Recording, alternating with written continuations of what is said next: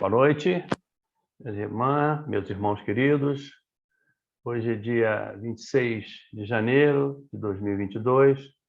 Estamos retomando mais uma semana de estudos do Evangelho segundo o Espiritismo, sob o rótulo da Casa de Laura.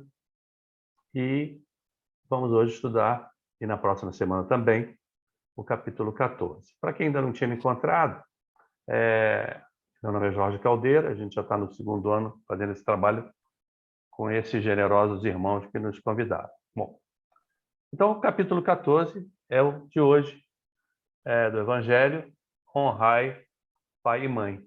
Né? Um capítulo, como todos os outros, muito bom, mas esse particularmente é muito carinhoso aos nossos corações, né?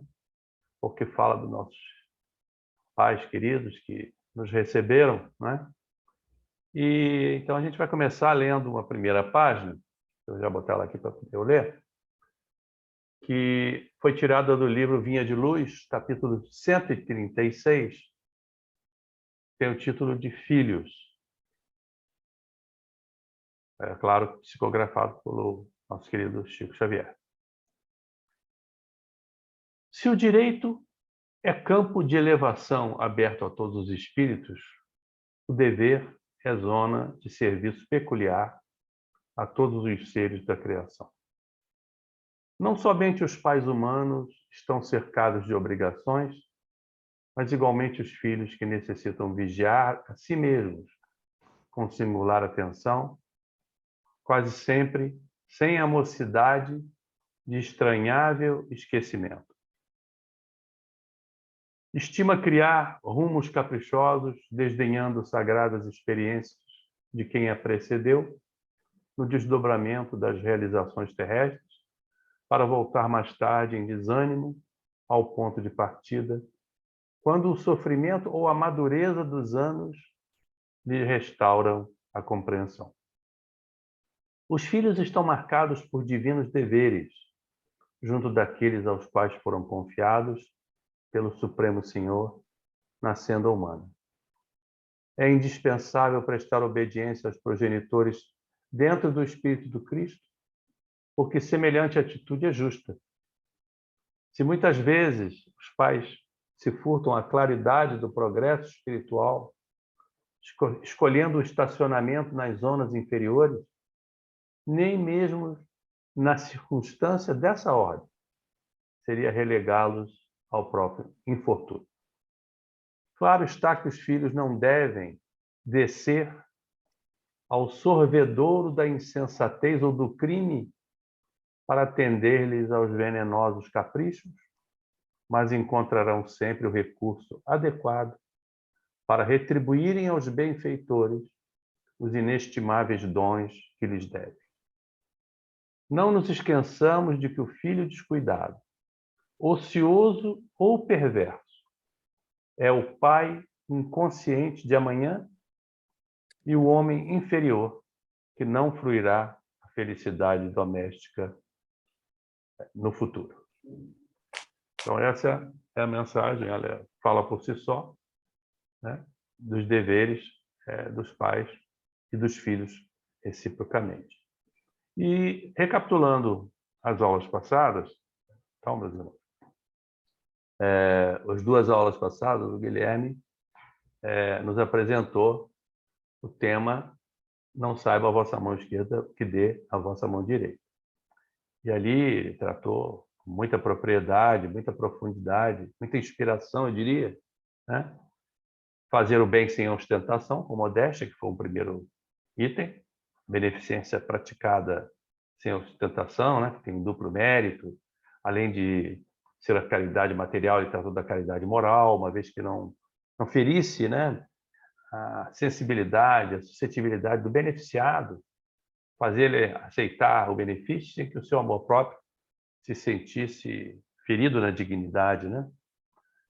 Citou a parábola do óbolo da viúva, que foi importantíssimo, né? Dá do pouco que você tem, mas dá o máximo que você pode, comparado àquele que dá uma minúscula parte de tudo aquilo que ele tem. E também a importância de se dar sem esperar a retribuição. foi importantíssimo aquele exemplo da senhora bastante rica que se vestia com roupas humildes para não humilhar aqueles a quem ela iria prestar a sua solidariedade, a sua caridade. E naquele momento que o Guilherme estava falando, eu até me lembrei do meu começo, quando eu cheguei aqui em Volta Redonda, há 40 e tantos anos, né?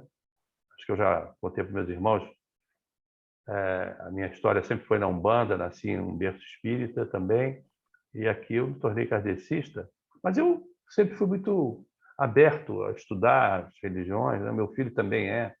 Meu filho conhece o Alcorão, conhece o hinduísmo, conhece várias coisas, eu nem isso conheço, mas eu frequentava igrejas, frequento às vezes, gosto de assistir ao ritual da Igreja Católica, é um ritual muito bonito, né? Presbiteriano, já fui. Então, eu me lembro da ida, às vezes, na Igreja Santa Cecília, né, naqueles áureos tempos do início que eu estava aqui, Volta Redonda, a CSN tinha uma arrogância dos superintendentes gerais e tal, eram pessoas inatingíveis, né? E ali na missa de domingo da Igreja Santa Cecília, a gente via aquela pompa toda, aquele pessoal com o peito inchado, fazendo ali o seu óbolo, né? Quase que para mostrar que estava ali fazendo. Aquilo ali me incomodava realmente um pouco, aquela caridade de ostentação de domingo, né? Isso realmente me lembrei na semana passada, quando o Guilherme estava comentando, e guardei até para falar hoje. Um outro ponto que foi comentado muito rapidamente também, nas aulas passadas, foi a menção ao voluntariado, né? E a gente vê isso, a importância do voluntariado, falamos do CVV, né, que fica ali no telefone ouvindo, essa caridade moral que salva vidas, não é? Ali, sem nada esperar em troca, sem conhecer a pessoa, sem saber como é o olho, qual é a cor, qual é o sexo, qual é o gênero, qual é a ideologia, está ali por amor.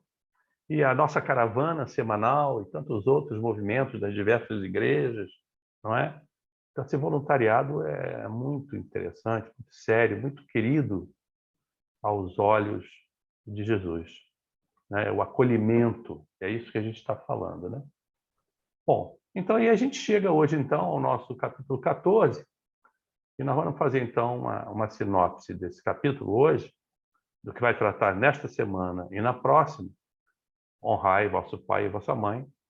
E ele faz esse capítulo, ele faz uma analogia interessante, que é a analogia entre os dois momentos extremos da nossa existência no planeta, né? Que é o início da nossa vida como bebês, como crianças, e o ocaso da nossa existência, quando nós voltamos a ter todas as características de criança de novo. Aliás, essa semana eu estava brincando com... Aliás, eu comentei com meus amigos, meus irmãos aqui antes, no grupo fechado, que eu tinha pego Covid, ainda estou ainda em casa, hoje é o último dia de isolamento, minha esposa também, não é? Nós estamos bem, temos uma pequena tosse. E eu estava comentando com uma amiga nossa, que é infectologista e é pediatra, e ela estava nos aconselhando. Aí eu brinquei com ela, está provado que velho vira criança, porque eu comecei recebendo conselho de uma pediatra e estou terminando recebendo conselho de uma pediatra sobre medicamentos, etc. Né? Então é isso que está dizendo aqui no nosso capítulo Honrai Pai e Mãe, né? E quando eu comentei essa analogia dos dois extremos, né? Que a gente volta a ser criança, todas essas carências na velhice, como disse aquele espírito familiar, de uma boa palavra, de uma carícia, de um sorriso amistoso. Claro que ele se referindo ao sorriso que os pais esperam receber dos seus filhos depois de toda uma vida de dedicação. Então, esse é o conteúdo, mais ou menos, do capítulo 14. É um resumo que a gente poderia fazer. E esse termo, esse título, honrai o vosso pai e a vossa mãe, ele aparece em todos os evangelhos sinóticos. Ele aparece, por exemplo, como em Marcos, capítulo 10, versículo 19, capítulo 15, não, 18, de Lucas 20, Mateus 19, 18 a 19, e também foi sempre citando o quinto dos mandamentos de Moisés. Moisés, no quinto mandamento, dos 10 mandamentos, fala: honrai teu pai e tua mãe, a fim de que tenhas vida longa na terra, que o Senhor, o teu Deus, te dará. O capítulo vai se dividir, então, em piedade filial, quem é minha mãe, quem são meus irmãos. E na próxima semana nós vamos estudar a parentela corpórea e a parentela espiritual e as instruções dos espíritos, onde Santo Agostinho vai tratar da ingratidão dos filhos e os laços da família.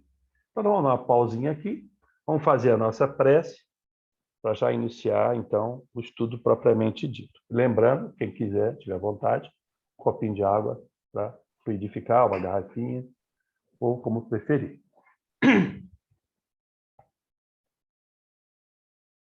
Irmão Laura, seus colaboradores, nossos anjos de guarda, protetores, que sempre nos visitam, nos aconselham. Agradecemos essa semana que passou, mais uma vez.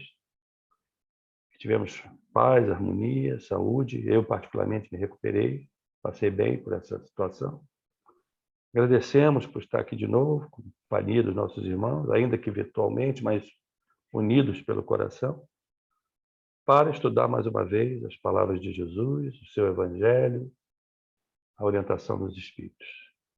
Esperemos continuar merecendo todas essas bênçãos e poder traduzir essas mensagens em atos, palavras e realizações em benefício daqueles que nos rodeiam. Fora da caridade não há salvação e a caridade começa dentro da nossa casa. E esse capítulo, então, em particular, em honrar aos pais e às mães, nós temos que devolver a eles essa gratidão. Esperamos que traga-se aqui, então, mensagens enriquecedoras para melhorar a nossa caminhada. Que assim seja, graças a Deus. Bom, então vamos lá. Como eu estava dizendo antes, Jesus não inventou essa frase, né? Honrai a vosso pai e a vossa mãe. Quinto mandamento do Decálogo, que também está em Êxodo, né? No livro de Êxodo. E esse mandamento, honrai a vosso pai e a vossa mãe, ele é um corolário, ele é uma consequência da lei geral de caridade, do amor ao próximo. Já que ele parte do princípio de que não pode amar o seu próximo aquele que não ama seu pai e a sua mãe. Mas dentre todos, observa isso agora aqui, dentre todos os 10 mandamentos de Moisés, este mandamento número 5 é o único que traz uma promessa além do mandamento. Porque o mandamento é não roubai, não cobiçai a mulher do próximo, né? Não matarás, enfim, sempre com um mandamento. Mas esse ele fala também uma promessa. No final ele diz, honrai pai e mãe, a fim de viverdes longo tempo na terra, que o Senhor Deus vosso vos dará. Ou seja, cumpre o mandamento que você vai ter esta recompensa. Ele é diferente dos outros 9. Os 9 são mandamentos sociais, socioculturais da época, porque ali o Moisés tinha um interesse também de disciplina do povo ali, né? Mas este mandamento número 5, honrai a vosso pai e a vossa mãe, vai mais longe. Ele condiciona e dando uma recompensa se você cumprir. E nós, indiretamente, também já abordamos isso quando a gente tratou lá atrás do tema de amar ao próximo como a si mesmo, né? Que o primeiro próximo, acabei de repetir, está dentro da nossa casa, né? Bom, e outra coisa que a gente tem em mente, que eu achei interessante de um texto que eu li e trouxe, coloquei aqui no nosso estudo, é que cada um de nós, cada uma pessoa viva hoje em dia, é um triunfo, não é verdade? Principalmente agora, nesse momento de pandemia que nós estamos passando, é um triunfo. E então esse texto me falou e me chamou a atenção de que a vida é um triunfo, são 3 triunfos na realidade. É o triunfo da vida, é o triunfo do amor e é o triunfo do sim. Então vamos comentar esses 3 triunfos. Triunfo da vida, porque nós tivemos a bênção de nascer. Quantos não nascem? Tem problema no nascimento. São abortados, são impedidos de iniciar com a sua vida, não é? Então, nós, ao nascer, estamos aqui com vida, independente de acharmos se ela é boa, ruim, se nós vamos ser felizes ou não vamos, né? Ela já tem o triunfo da vida. Nós vencemos essa primeira passagem pelo portal, vamos falar assim, né? Essa transição nós já passamos. O segundo triunfo é o triunfo do amor. Do amor de Deus por nós, em primeiro lugar. Do amor da nossa parentela espiritual, que nos ajudou lá em cima a programar essa nova existência. Sentamos lá no Ministério da Reencarnação, discutimos se fosse possível, se tivéssemos direito de escolher, não é? Às vezes é imposto um certo caminho, porque você não tem ainda a noção até de escolher. Mas se pudermos, tivermos essa iluminação, a gente vai discutir lá no Ministério, a gente vai, talvez até pelo nosso merecimento, escolher alguma coisa, não é? Eu gostaria de fazer isso, consertar aquele erro que eu cometi e tal. E isso tudo é negociação. Então é o amor da nossa parentela espiritual que nos ajudou a programar essa nova existência. E o triunfo também da consciência de que a nossa existência teve início, em princípio, num lampejo de amor duradouro entre o nosso pai e a nossa mãe. Talvez até efêmero. Vamos excluir daqui o estupro, né? Que é uma coisa violenta e criminosa, mas se não foi um estupro, se não foi uma coisa contra a vontade, se foi um momento consensual, ele é um lampejo de amor, que pode ser efêmero e pode ser duradouro, mas sempre foi um lampejo de amor. Então é o triunfo do amor de Deus, do amor dos espíritos por nós e do amor entre o nosso pai e da nossa mãe. Claro que são exceções, como eu falei, das violências, né? E temos o terceiro caso, que é o triunfo do sim. O triunfo do sim é o sim da nossa mãe, que quando confrontada pela espiritualidade, a gente já viu exemplos de desprendimento em sono, desdobramento em sono, em que a mãe é chamada a conversar, diz, você tem aqui essa missão, você aceitaria receber essa mala sem alça para você carregar aqui a sua existência, a situação aqui é essa e tal. E ela, sim, sim. O melhor exemplo desse sim é de Maria, não é? De Maria. Esse exemplo de Maria, que está lá no livro Maria de Nazaré, que a gente recomenda, né? Lindíssimo, do Espírito Miramês, maravilhoso, emocionante, merece ser lido e relido. Ali ela aceitou o desafio do sim. Bendita sois vós entre as mulheres, e bendito é o fruto, né, do vosso ventre, Jesus. Ela nos permitiu nascer, sim. Então é o triunfo da vida, o triunfo do amor e o triunfo do sim. E aí, eu divido com vocês também, aqui agora, um depoimento do... Vocês desculpem um pouco, como eu estou saindo do Covid, né?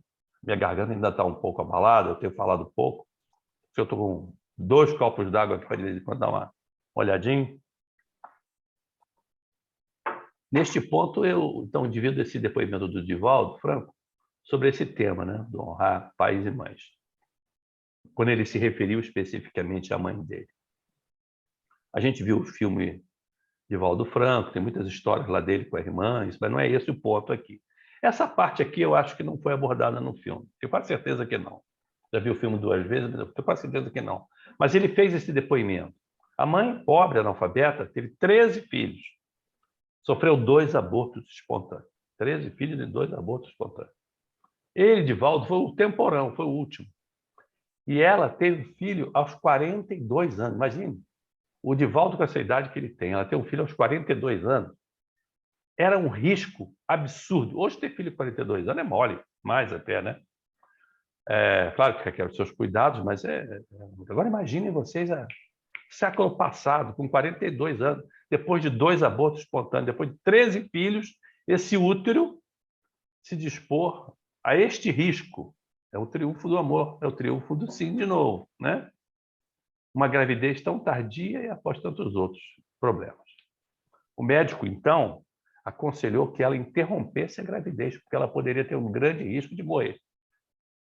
Mas ela insistiu com o médico, dizendo que valeria a pena ela dar a vida para permitir a vida do filho que estava a caminho. Divaldo nasceu e sua mãe desencarnou aos 86 anos. Então, realmente, é um triunfo da vida, do sim, não é? Como eu disse, e do amor. No dicionário, honrar, pai e mãe, né? Honrar aparece como conferir honras a alguém, dar crédito ou merecimento, exaltar, glorificar, dignificar, enobrecer, manter-se fiel ao outro.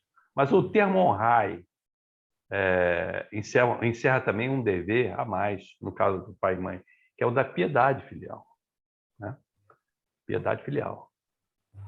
Deus quis mostrar por essa forma que a esse amor, né, se deve juntar o respeito, as atenções, como eu comentei lá atrás, a submissão, a condescendência, a paciência, o que envolve a obrigação de cumprir-se para com eles, de modo ainda mais rigoroso, tudo o que a caridade ordena relativamente ao próximo em geral. Eu fico, às vezes, muito triste.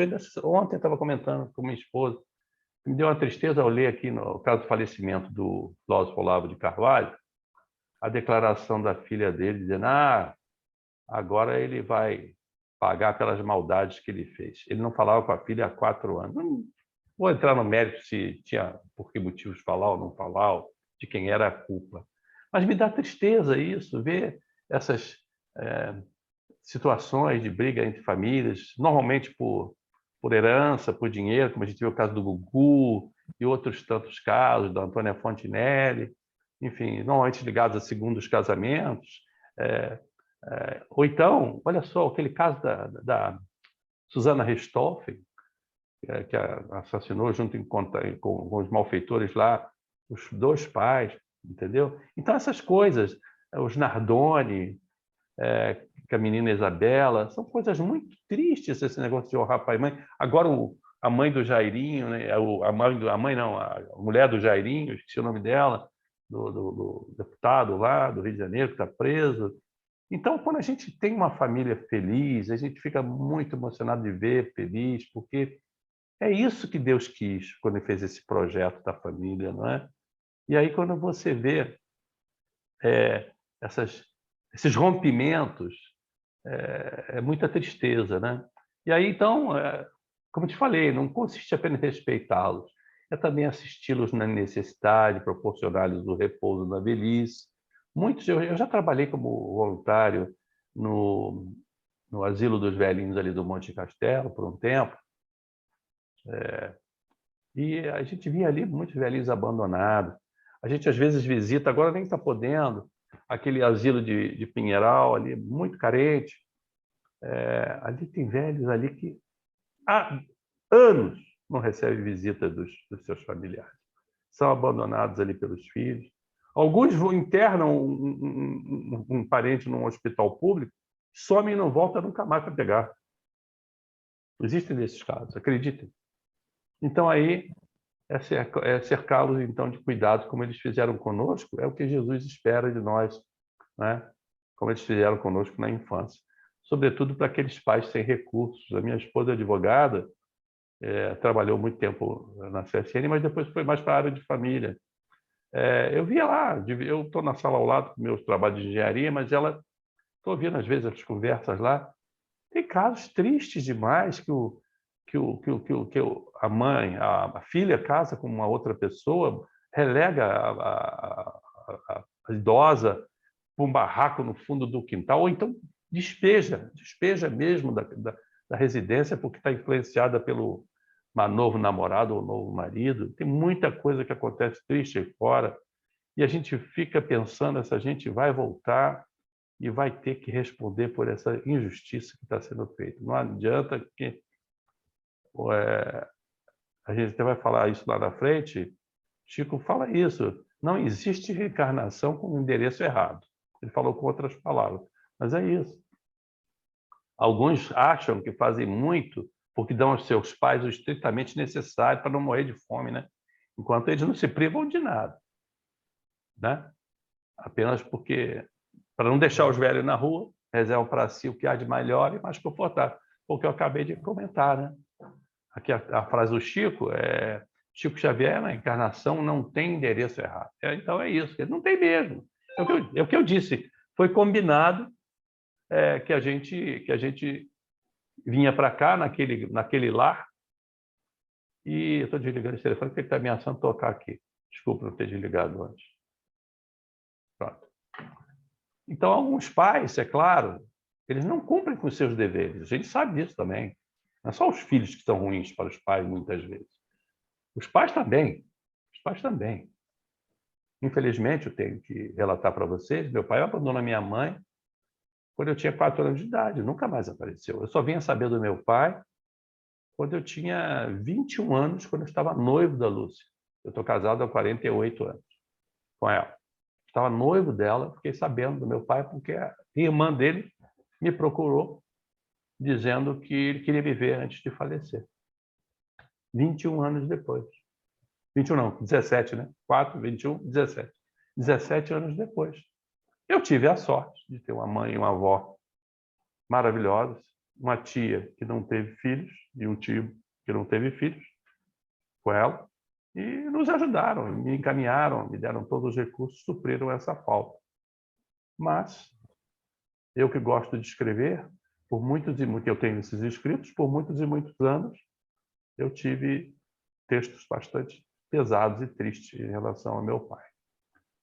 Até que depois disso foi um resgate, graças dos espíritos amigos, com essa procura que ele me quis me ver aos 21 anos, eu fui, a minha noiva, né? A minha mãe foi junto comigo no primeiro dia, na primeira visita, minha mãe maravilhosa, corajosa. Ele estava casado com uma outra senhora, mas minha mãe foi. E aí ficamos lá, eu passei a frequentar todo fim de semana a casa dele, ele estava com câncer terminal. Quando ele faleceu, uns 2 meses depois, eu fiz 2 meses de resgate ali, e ele aliviei esse meu coração entristecido e pude mudar os meus textos e dar mais uma vez graças, porque eu vi que eu tinha ali, acredite agora, 11 irmãos. 11 irmãos, todos semi-analfabetos. Eu era estudante de engenharia e alguns venderam bala no sinal no Rio de Janeiro. Meu pai era alcoólatra, batia neles, tomava o dinheiro, morreu na miséria e foi enterrado numa cova rasa, depois de ter tido uma grande fortuna, da qual eu também não participei. Então são os caminhos, né? Cada escolha é uma renúncia, né? Ele escolheu e renunciou, talvez, a uma felicidade futura, mas espero que ele tenha tido já uma outra oportunidade, já faz bastante tempo, eu estou casado há 48 anos, que ele tenha tido uma oportunidade de se arrepender, e eu, graças a Deus, agradeço aos espíritos amigos que me permitiram esse resgate em vida da minha angústia, digamos assim, né? Então, mais uma vez, eu estou abrindo meu coração aqui com vocês e compartilhando, mas é um exemplo da questão do dever do pai com o filho e do filho com o pai. Eu não poderia nem ter, porque eu não sabia, eu tinha raiva, né? Eu era uma criança abandonada. Mas, enfim, graças a Deus, tudo foi superado, eu não tenho nenhuma mágoa. A gente reza por ele, torce para que ele tenha tido um bom caminho. E, como eu disse, eu estava lá. E, por ironia da vida, eu cheguei mais cedo no dia do enterro, eu fiquei sozinho, sozinho com ele, lá na sala do velório, esperando até que muitas pessoas chegassem. Ali eu estava me refletindo exatamente sobre essa roda da vida, né? Como ela é interessante. Então, voltando ao nosso capítulo aqui, capítulo 48 agora, do Evangelho no Lar, que é um outro livro, né? Capítulo 48 do livro Evangelho no Lar, para crianças de 8 aos 80, esse é o título do livro, Evangelho no Lar, para crianças de 8 aos 80. Por que crianças de 8 aos 80? É aquilo que eu te falei, né? Os 80 já vira criança de novo. Tem um capítulo chamado, capítulo 48, Pais e Filhos. Esse livro foi editado pelo espírito Meimei para médium Miltz Carvalho Bona. Eu vou ler um trechinho disso para vocês. Quando a argamassa do tempo trabalha na alma o esforço para as boas resoluções, o espírito desperta descobrindo as oportunidades valiosas ao aproveitamento das horas. O espírito encarnado, Meimei continua, é uma semente da lavoura de Deus. Requer de todos, principalmente dos pais, a proteção do exemplo, saudável. Dos lares mais simples aos mais abastados, o alimento do amor é que concede à alma o equilíbrio para as grandes realizações. Muitos filhos são para os pais o protótipo daquilo que lhes foi desenhado nas atitudes observadas em cada dia da sua existência na companhia dos familiares.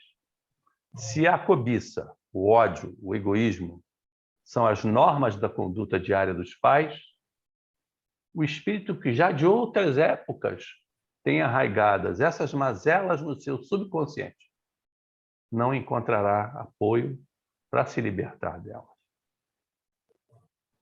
Os pais que nada fizeram para modificar o caráter negativo do filho sofrerão na mesma existência a decepção de ver aquele a quem foram devotados os melhores anos de vida palmilhando um caminho de sofrimento. Muitos filhos não entendem ainda o seu próprio posicionamento. Revoltam-se por não encontrarem nos pais as companhias que desejariam para a caminhada na Terra. E muitos dos pais, desconhecendo as leis sábias de Deus, acomodam-se sem se esforçarem para entender o porquê da indiferença e até da não aceitação entre os elementos da família. E agora, então, vamos voltar ao Evangelho de novo, depois dessa mensagem de meio e meio. Voltando ao Evangelho, então, vem a seguinte advertência dos Espíritos que nos diz o seguinte: e ai daquele, pois, que esquece do que deve aos que o ampararam em sua fraqueza, que com a vida material lhe deram a vida moral, que muitas vezes se impuseram a si duras privações, para lhe garantir o bem-estar. Ai do ingrato, será punido com a ingratidão e o abandono. Será ferido nas suas mais caras afeições, algumas vezes já na existência atual, mas com certeza na outra, em que sofrerá o que houver feito aos outros. Está dura essa mensagem, muito dura, mas verdadeira. Nós, espíritas, temos obrigação de saber isso. Devem, pois, os filhos tomar como regra de conduta, não é? Principalmente os espíritas, né? Os filhos espíritas, para com seus pais, todos os preceitos de Jesus concernentes ao próximo, a que o próximo começa dentro da nossa família, dentro da nossa casa, ter presente que todo procedimento censurável com relação aos estranhos, ainda mais censurável se torna relativamente aos pais, e que o que talvez não passe de simples falta, né? A simples falta no primeiro caso pode ser considerado um crime no segundo caso, porque aqui, então, além da falta de caridade, se junta a ingratidão. Ingratidão é uma coisa muito grave para o espírito. Ao tempo de Jesus, quando ele falou lá, meu reino não é deste mundo, lá, e não a terra, é que recebereis a recompensa das vossas boas obras. Porque ele fala, como eu te falei, né? Honrai teu pai e tua mãe, a fim de que tenhas vida longa na terra, que o Senhor, o teu Deus, te dará. É claro que ele estava falando ali para os hebreus, terra como planeta Terra, mas na realidade, na cabeça de Jesus, Deus te dará lá, onde o reino dele, que não era nesse mundo, era lá no outro mundo, né? Na imensidão do universo, na verdade. Então é isso aí, nós estamos falando das múltiplas existências. E agora, eu acho que vale a pena a gente contar, eu separei também, acho que vocês conhecem alguns, já leram aí pelas redes sociais, um conto dos irmãos Grimm, de 1812, século XIX, início do século XIX. Para quem não sabe quem são os irmãos Grimm, são os mesmos autores de vários contos infantis que nós conhecemos, né? Como, por exemplo, que também eram escritos para criança, mas eles eram, basicamente, na época, destinados aos adultos, porque a mensagem era para adultos também, tinha muita mensagem moral nas entrelinhas e camufladas ali nos contos de Grimm, né? Estou falando de 1812. Estou falando de João e Maria, a história de João e Maria, Rapunzel, Chapeuzinho Vermelho, Cinderela, Branca de Neve. Todos esses contos são de Grimm, né? Então, é um conto de 1812. E vai mostrar esse conto, que eu vou rapidamente ler rapidinho, é um conto pequeno, uma historinha, que desde aquela época, do século XIX, o cuidado com a velhice já era uma preocupação e era constatado pelos irmãos Grimm como um problema nesse conto. Ele alertando, através de uma historinha, alertando como que a velhice era mal resolvida ali para as famílias. Ela era encarada de forma negativa na sociedade ocidental. E aqui a gente tem que fazer um parêntese rápido, antes até de entrar nos irmãos Grimm. A sociedade japonesa, asiática de modo geral, né? Mas mais a japonesa, o que ela tem de carinho com os seus velhos é uma coisa absurda. É uma coisa absurda. O respeito aos idosos no Japão é muito sério. E você vê aqueles velhinhos nos filmes, velhinhos, mesmo com quase 100 ou mais, não é? É isso. É claro que sempre haverá exceções aqui e ali, mas, no geral, a cultura japonesa preza muito os seus velhos. Esse, então, o conto de Grimm está no livro das Virtudes, de 1812, chama-se O Velho e o Seu Neto. Era uma vez um velho, muito velho, quase cego e surdo, com os joelhos tremendo. Quando se sentava à mesa, talvez ele tivesse até Parkinson, hoje a gente saberia, talvez fosse Parkinson. Quando se sentava à mesa para comer, mal conseguia segurar a colher de trêmulo, derramava a sopa na toalha. E quando ele conseguia acertar a boca, deixava sempre cair um bocado pelos cantos. O filho e a nora achavam aquilo uma porcaria. O filho dele, do velho, né? E a nora achavam aquilo uma porcaria e ficavam com nojo. E finalmente acabaram fazendo o velho se sentar num canto atrás do fogão. Tiraram-no da mesa, né? Levaram a comida para ele numa tigela de barro. E o pior ainda, não davam para ele nem o suficiente, o bastante, porque ele ia desperdiçar mesmo, né? O velho olhava para a mesa com os olhos compridos, muitas vezes triste, cheio de lágrimas, né? Mas eles também nem percebiam, né? Um dia suas mãos tremeram tanto que ele deixou a tigela cair no chão, se quebrando. A nora, né, a mulher, ralhou com ele, que não disse nada, ele só suspirou e abaixou a cabeça. Depois ela comprou uma tigela de madeira bem baratinha e era aí que ele passou a comer. Um dia, passou o tempo, estavam todos sentados na cozinha, o neto de 4 anos estava brincando com uns pedaços de pau. O que você está fazendo, meu filho? Perguntou o pai. O menino respondeu, estou fazendo um coxo para papai e mamãe poderem comer quando eu crescer. Aí deu aquele branco, né, na sala, todo mundo com aquela cara, né? O marido e a mulher se olharam durante um tempo e caíram no choro. Depois disso, trouxeram o avô de volta à mesa. Desde então, passaram a comer todos juntos, e mesmo quando o velho derramava alguma coisa, ninguém dizia nada.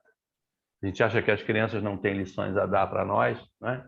Hoje, cada vez mais, as crianças estão muito prematuras e percebem tudo que acontece ao nosso redor, não é? Hoje, meu neto está com 17 anos, mas muitas vezes, pequenininho, ele fazia comentários precisos que eu achava fascinante, não é? E, enfim, e tem o lado positivo dos garotos de hoje, das crianças de hoje, mas também tem um lado negativo, né? Que muitos também, por causa da superficialidade das redes e tal, sociais, acaba também ficando muito fútil e deixa de prestar atenção. Não se pode generalizar, cada família é uma família. Bom, voltemos então ao capítulo 14, Evangelho, para o próximo item, que fala assim, quem é minha mãe e quem são meus irmãos? Deixa eu ver como é que nós estamos de horário. Tá bom. Esta frase está em Marcos, capítulo 3, e está em Mateus também, capítulo 12. Tendo vindo para casa, reuniu-se aí tão grande multidão de gente que eles nem sequer podiam fazer sua refeição. Sabendo disso, vieram seus parentes para se apoderarem dele, pois diziam que perdera o espírito. Tendo vindo sua mãe e seus irmãos e conservantes do lado de fora, mandaram chamá-lo. Ora, o povo se assentara em torno dele e lhe disse: tua mãe e teus irmãos estão lá fora e te chamam. E Jesus respondeu: quem é minha mãe e quem são meus irmãos? E perpassando o olhar pelos que estavam assentados ao seu redor, disse: eis aqui minha mãe e meus irmãos, pois todo aquele que faz a vontade de Deus, esse é meu irmão, minha irmã e minha mãe. E à primeira vista, essas palavras de Jesus podem parecer duras e contraditórias, não é? Em relação à sua bondade, à sua benevolência para com todos, e causaria admiração que nesse momento Jesus mostrasse tanta indiferença para com os seus parentes e, de certo modo, renegasse a sua própria mãe? Claro que não, né? Ainda mais Maria, que era super carinhosa e generosa, benevolente com Jesus, até porque ela sabia da missão dele. Aí os espíritos, então, nos esclarecem sobre esse ponto de vista do que acontecia entre Jesus e seus irmãos. Ele primeiro nos lembra, os espíritos, que os irmãos não o estimavam, não porque eles fossem maus, mas por serem espíritos pouco adiantados, que não compreendiam a missão de Jesus. Eles achavam excêntrico, estranho pelo seu proceder, por aqueles ensinamentos, por aquelas palavras, aquelas mensagens. Não tocavam o coração deles, tanto que nenhum deles o seguiu como discípulo. É fato que eles consideravam até que era meio estranho, meio menos que um irmão. No capítulo 7 de João, tem lá um título que diz assim: incredulidade dos irmãos de Jesus, que no versículo 5 fala: porque nem mesmo seus irmãos lhe davam crédito. Está lá, no Evangelho de João. Quanto à sua mãe, Maria, ninguém ia usar, claro, contestar essa ternura que ela dedicava a ele, né? Maria foi escolhida, todo mundo já sabe. Eu acabei de citar o livro de Miramês, não é? Então, não é para ser entendido dessa forma, aquele texto que ele falou para a multidão. Quem é minha mãe e quem são meus irmãos? Supor que ele tenha renegado seria desconhecer o caráter de Jesus. Semelhante ideia não poderia encontrar guarida nenhuma no coração de Jesus. Então ele está se contradizendo? Claro que não. É preciso fazer um outro sentido das suas palavras. Muitas vezes ele falava, muitas vezes, não, quase sempre, ele falava metaforicamente, envolto numa alegoria ou num véu, para que as pessoas, primeiro, talvez não pudessem entender tudo, e segundo, para fazer uma analogia, uma alegoria mesmo. Ele não perdia a oportunidade de dar um ensino. Então ele aproveitou aquele momento da família ali, a chegada da família, para estabelecer a diferença que existe entre parentela corporal e parentela espiritual. Quem são meus irmãos? Vocês são meus irmãos. Vocês são minha mãe. Referindo-se à parentela espiritual, que é o próximo item do capítulo que nós vamos estudar, que será discutido na próxima semana. Entendeu? Então, já chegando ao final, e para compartilhar com vocês um texto muito interessante também, para a gente fechar no horário, eu vou passar para vocês, vou tentar conseguir aqui, passar um texto daquela escritora gaúcha Marta Medeiros. É uma conhecida cronista brasileira. O texto dela é de 2002, tem o título chamado de Meus Velhos. Nossos Velhos. Deixa eu ver se eu consigo fazer o troço aqui de compartilhamento de tela. Vamos ver se eu acerto. Vou lá. Share screen aqui. Espera aí. Share screen. Share. Está aparecendo aí, galera? Vê se apareceu. Agora apareceu. Apareceu aqui. Então vamos lá. Está aparecendo a tela. Agora essa coisa para apresentar. Isso aí. Nossos Velhos, Marta Medeiros. Pais heróis e mães heroínas do lar, passamos boa parte da nossa existência cultivando estes estereótipos. Até que um dia o pai herói começa a passar o tempo todo sentado, resmunga baixinho e puxa uns assuntos sem pé nem cabeça. A heroína do lar começa a ter dificuldade de concluir as frases e dá de implicar com a empregada. O que papai e mamãe fizeram para caducar de uma hora para outra?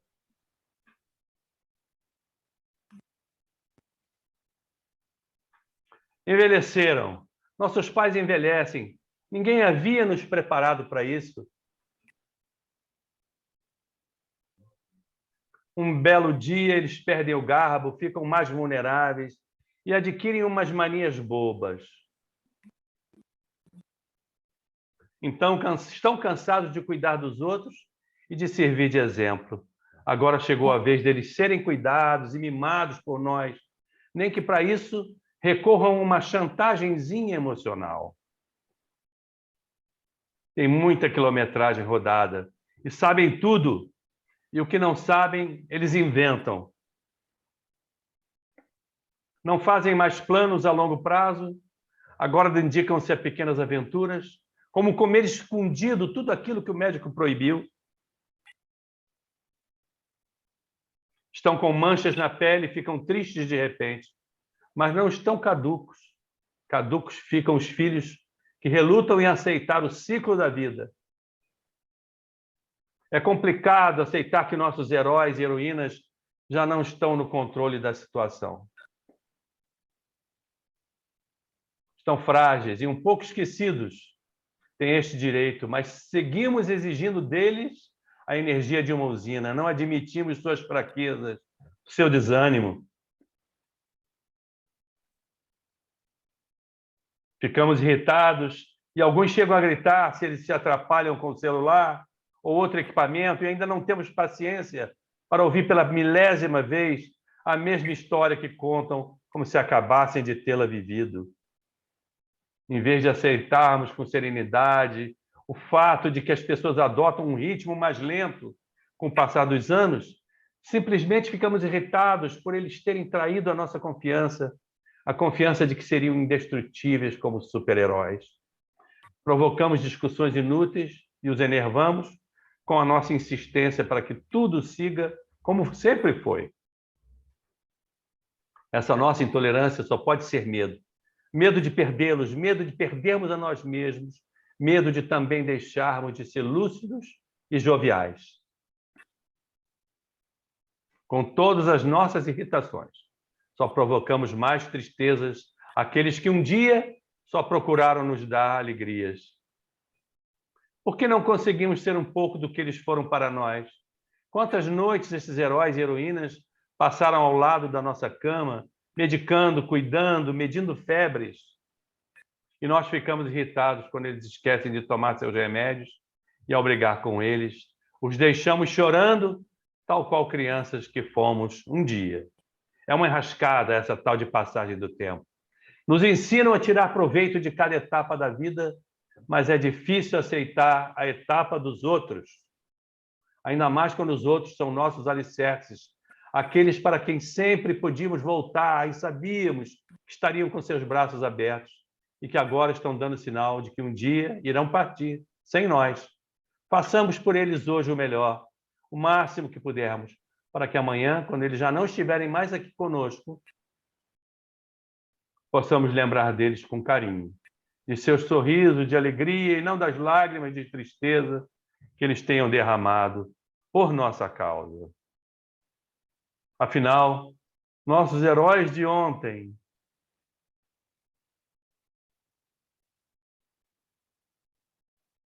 serão nossos heróis eternamente.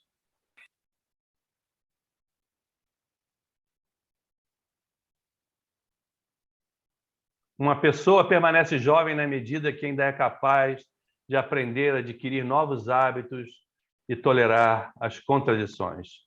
Marie von Ebner-Eschenbach.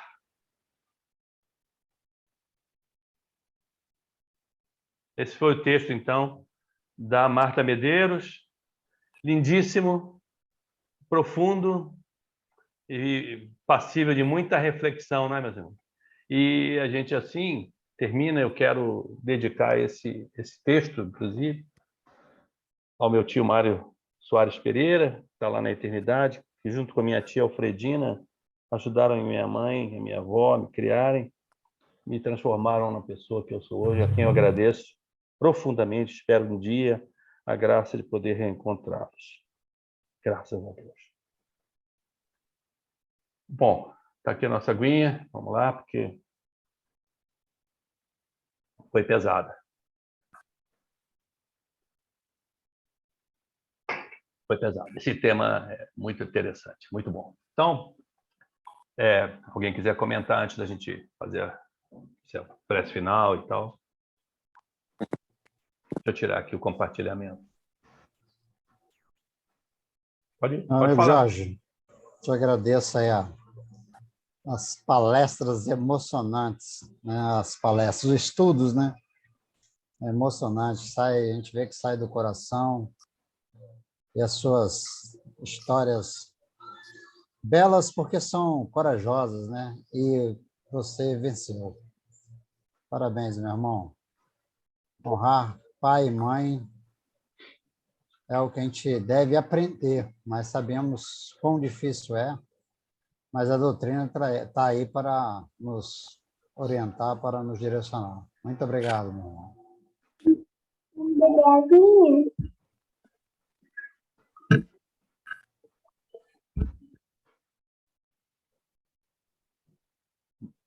Como vai, meu caro? Bom, primeiro, feliz aí que você esteja recuperado, tá no último dia de quarentena, isso é bom. Essa tossezinha fica mesmo? É. Pois é. É um tema muito específico, muito delicado, né? Muito, que chama sempre a gente para questões muito cotidianas, muito do nosso dia a dia, enfim, da nossa vivência. Porque a gente vira e mexe, convive com pessoas de todas as idades, só que as pessoas mais jovens, mais adultas, elas não chamam atenção por conta dessa mão tremendo, por conta dessas repetições. Geralmente são os dois extremos que chamam a atenção pelas condutas, né? As crianças e os idosos. E, enfim, parece que até hoje a gente não sabe lidar direito com isso. Mas, particularmente, também para mim é muito específico. A minha avó faleceu no final do ano passado, e, enfim, faleceu já com quase 90 anos, e ela tinha Alzheimer, e é exatamente isso, que nos exige uma paciência que a gente não costuma ter durante o dia. Então, e ao mesmo tempo que a pessoa está ali, parece que ela, enfim, parece que não é ela, parece que é uma provação, e ao mesmo tempo você olha para ela e tenta extrair quais eram, enfim, todos os elementos que você lembrava dela com saúde, com vitalidade, e esse sentimento de traição aí, que a psicologia explica muito bem, é algo que a gente tem que trabalhar muito, da gente querer que as pessoas que são os nossos ídolos e que são os nossos pais sejam eternos e infalíveis. Longe disso, longe disso. E pelo contrário, quando a gente acaba tendo um pouco mais de percepção para ver essas falhas não, né? Só é uma conduta que a gente não está acostumado. É a gente que não acostumou com o tempo deles. Mas é a hora da gente parar um pouquinho e prestar atenção de uma forma diferente. Mas, enfim, obrigado novamente por você sempre usar exemplos da sua vida, e cada vez mais você nos dá o direito de te conhecer um pouco mais e ver que sua vida dava um livro, agora dá uma trilogia. Bem da verdade, ela deu. Eu escrevi muita coisa, mas eu não publiquei porque ele ficou no âmbito da família. Mas a minha filha me fez uma surpresa muito agradável, porque eu dividi com eles para opinar em um certo momento, e aí um dia no Natal ela me trouxe, parece que foram cinco exemplares encadernados por conta própria, e deu de presente para cada um de nós, né? Então eu tenho o meu exemplar. Chama-se Armário de Máscaras. Bom, espero estar aqui para ver quando for publicado. Mas não vai, porque é íntimo, né? Vazar na internet aí, quem sabe. Obrigado, Jorge. Nada. Obrigado, hein, Jorge, por todas as lições, história de sua vida. É muito gostoso de ouvir. E que você continue inspirado desse jeito, da forma de falar, de colocar. É muito gostoso. Muito obrigado. Nada. Se eu fosse artista, eu ia lá no Arquivo Confidencial, né? Faustona. Mas, faz muita gente chorar, viu? Com certeza. Eu chorei. Aí, Roberto, Eu chorei. Eu chorei. Esse texto da Marta Medeiros é para chorar mesmo. É um texto muito forte. Eu sou a mulher da turma, então eu chorei. Muito lindo. Mas tá bom mesmo. Então vamos lá, vamos agradecer então a irmã Laura, né? por essa oportunidade, agradecer a todos os espíritos amigos que nos iluminaram, que nos ajudaram, que nos inspiraram, e pedir a eles que, junto com seus colaboradores, emalar os seus colaboradores, que eles continuem a nos proteger nesse momento que a pandemia está aumentando, e embora talvez com menor gravidade, né?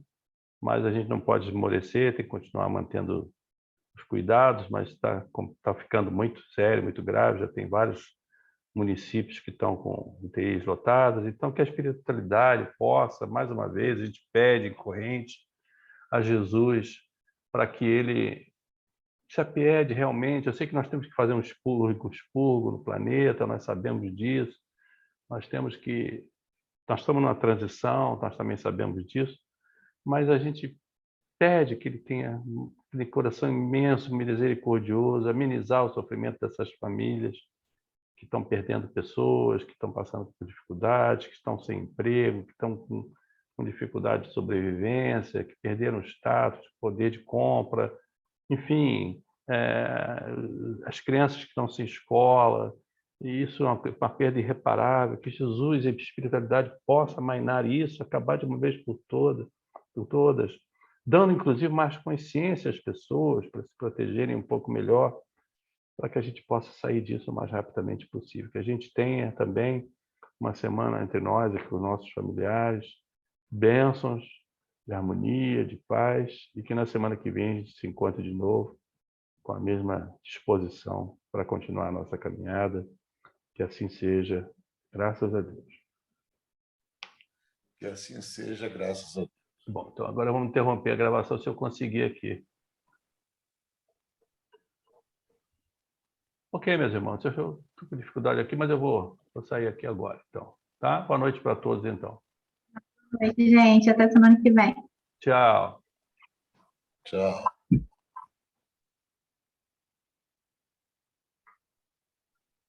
Agora foi.